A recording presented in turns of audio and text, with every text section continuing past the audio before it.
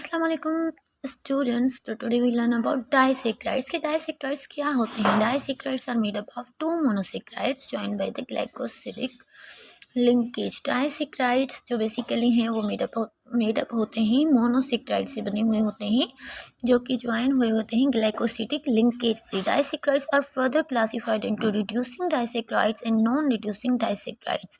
उनको further classify किया गया है किस बेसिस पे कि कौन से रिड्यूसिंग है और कौन से नॉन रिड्यूसिंग है। अब रिड्यूसिंग डाइसैकेराइड्स की बात करते हैं तो in reducing disaccharides only one functional group is involved in glycosidic linkage.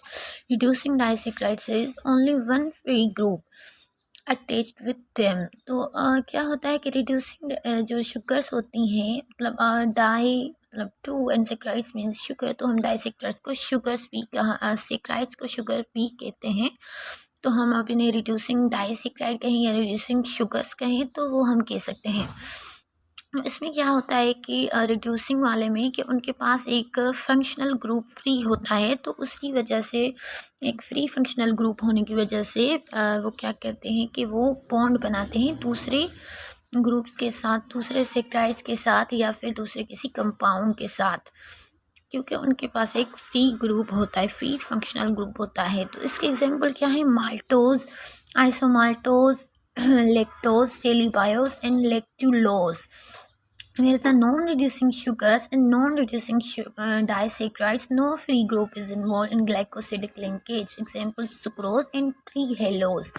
इसमें क्या होता है? इसमें कोई फ्री ग्रुप नहीं होता इन्वॉल्व ग्लाइकोसिडिक लिंकेज में, मतलब वो किसी से बॉन्ड नहीं बना रहे होते, तो इसीलिए ये क्या है? नॉन रिड्यूसिंग है।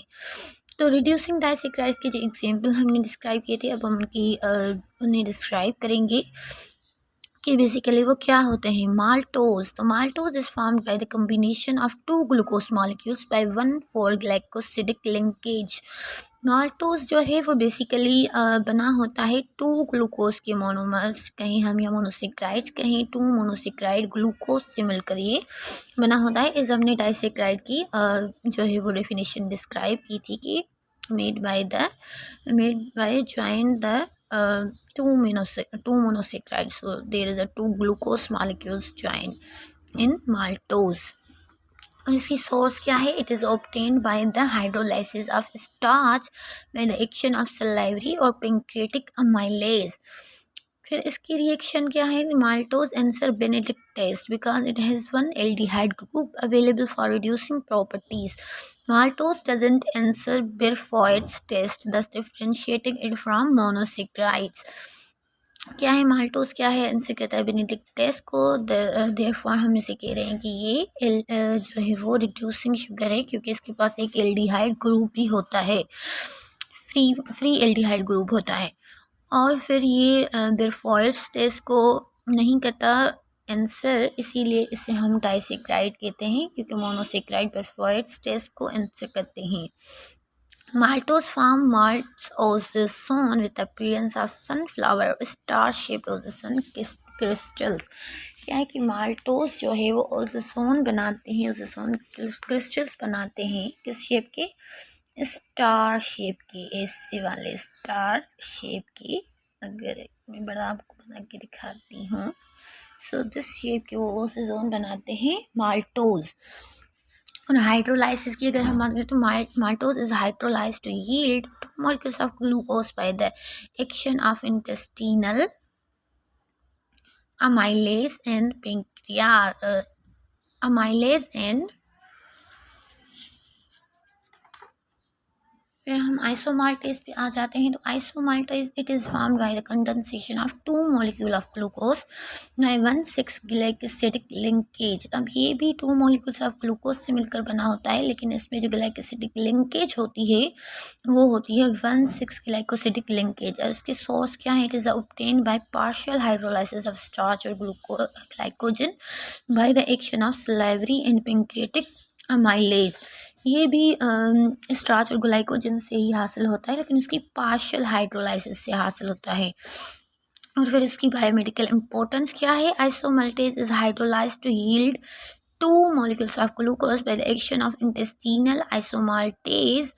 Isomaltase secretes deficiencies in inborn error of carbohydrate digestion। अब ये जो है वो आइसोमाल्टोज जो है वो हाइड्रोलाइज होता है, हमारे इंटेस्टाइन में एक एंजाइम होता है आइसोमाल्टेज, उससे हाइड्रोलाइसिस जाके ये होता है। लेकिन अगर किसी में उस आइसोमाल्टेज की कमी है, वो एंजाइम मौजूद नहीं है, तो उसमें एक एरर आ जाता है कार्बोहाइड्रेट डाइजेशन का। फिर वो चीज़ें डाइजेस्ट नहीं कर पाता जो इसमें प्रेजेंट होती हैं, जो चीज़ें वो खाता है उसमें अगर आइसोमाल्टोज प्रेजेंट हो तो फिर वो उसे डाइजेस्ट नहीं कर पाता, क्योंकि उसके पास एंजाइम ही नहीं है आइसोमाल्टेज, तो वो नहीं डाइजेस्ट कर पाता। फिर सेल्यूबायोज आ जाता है। It is formed by the condensation of glucose molecules by one four glycosidic linkage. क्या है कि ये बनता है टू ग्लूकोज मॉलिक्यूल की कंडेंसेशन से, और इसमें होता है 1,4-ग्लाइकोसिडिक लिंकेज। सोर्स क्या है इसकी? Cellulose is produce by partial hydrolysis of polysaccharide cellulose. तो ये सेल्यूलोज की हाइड्रोलाइसिस से हमें मिलता है कौन? सेल्यूबायोज। फिर आ जाता है आपके पास लेक्टोज। तो what is lactose? It is formed by the condensation of 2 monosaccharides glucose and galactose by one four glycosidic linkage. क्या है कि ये कहाँ से हमें मिलता है? ये फॉर्म होता है कंडेंसेशन से, ग्लूकोज एंड गैलेक्टोज दोनों मिलकर इसको बनाते हैं, और इसमें लिंकेज होती है one four glycosidic linkage. It is obtained from milk, इसकी सोर्स है मिल्क, और इसीलिए मिल्क शुगर भी कहा जाता है। फिर lactose reaction, lactose answer Benedict test, it doesn't answer Befoy's test, thus differentiating it from reducing monosaccharides. Lactose form lactose oxazone. It has characteristic appearance of puff or hedgehog. तो क्या होता है कि लेक्टोज इंसर करता है बेनेडिक्ट टेस्ट को, इसीलिए उससे हम रिड्यूसिंग शुगर कह रहे हैं, और बेफाइड टेस्ट को इंसर नहीं करता, इसीलिए हम उसे डिफ्रेंशिएट कर सकते हैं मोनोसेक्राइड से। और इससे के जो ओसेजोन होते हैं वो पफ और हेजहोग शेप के होते हैं। और इसकी बायोमेडिकल इंपॉर्टेंस की बात करते हैं तो it is obtained. Lactose is hydrolyzed by the action of intestinal lactase to yield glucose and galactose. Lactose क्या होता है? हाइड्रोलाइज होके ग्लूकोज और गैलेक्टोज में कन्वर्ट हो जाता है, फिर वो हमारे इंटेस्टाइन में और जो एंजाइम्स होते हैं उनको सिंपल ग्लूकोज में कन्वर्ट कर देते हैं। लेकिन lactose intolerance is caused by either inherited or acquired deficiency of intestinal lactase beta galactosidase. तो फिर क्या होता है कि अगर लैक्टोज जो है वो हाइड्रोलाइज किससे हो रहा है? कौन सा एंजाइम उससे हाइड्रोलाइज करे? लैक्टेज करे। लेकिन अगर लैक्टेज की हमारे पास कमी हो जाए, हमारे पास ना हो, फिर वो चाहे हमारे पास इनहेरिटेड हो, मतलब हमारे माँ बाप से हमें मिला हो, या फिर कोई और कारण की वजह से हमारे पास लैक्टेज एंजाइम ना हो, तो लैक्टोज हमारे इंटेस्टाइन में फिर डाइजेस्ट नहीं होता, और फिर वो एक्यूमुलेट होना शुरू हो जाता है, और फिर उसकी वजह से लैक्टोज इंटॉलरेंस हो जाती है। फिर वो इंसान जिसमें उसकी डेफिशिएंसी है लैक्टेज की, वो कोई भी ऐसी चीज़ नहीं खा पाता जिसमें लैक्टोज शामिल हो, जैसे कि मिल्क में शामिल होता है, जो उसकी सोर्स भी थी लैक्टोज की। तो जब वो मिल्क पीता है तो वो फिर उसे डाइजेस्ट नहीं कर पाता, और उसके इंटेस्टाइन में एक्यूमुलेट होना शुरू हो जाता है, जिसकी वजह से फिर उसे बैक्टीरियल फर्मेंटेशन हो जाती है, और फिर डायरिया, वोमिटिंग, गैस वगैरह हो जाती है। तो दिस इज़ अ डिजीज और डिफिशिएंसी ऑफ लैक्टेज। फिर आ जाता है आपके पास last example, lactulose. Lactulose is a synthetic disaccharide formed by the condensation of galactose and fructose by 1,4-glycosidic linkage. Lactulose जो है वो सिंथेटिक है, मतलब ये नेचुरली तौर पे हमारे पास नहीं होता, ये सिंथेटिक है, फैक्ट्रीज में बनता है। और बायोमेडिकल इंपॉर्टेंस इसकी क्या है कि lactulose is used in the treatment of hepatic encephalopathy characterized by increased plasma ammonia level. Lactulose decrease plasma ammonia level.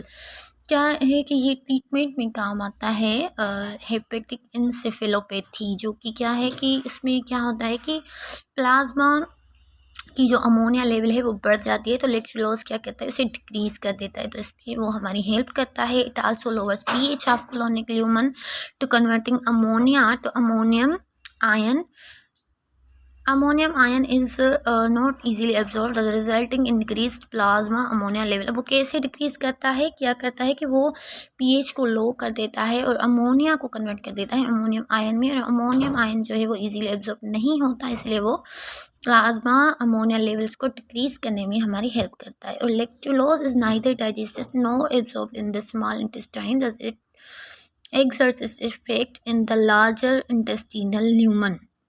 लेक्टुलोज जो है वो डाइजेस्टेड नहीं होता, ना ही एब्जॉर्ब होता है स्मॉल इंटेस्टीन में। सो ये क्या करता है, एग्जर्ट करता है अपना इफेक्ट लार्जर इंटेस्टिनल ह्यूमन पे।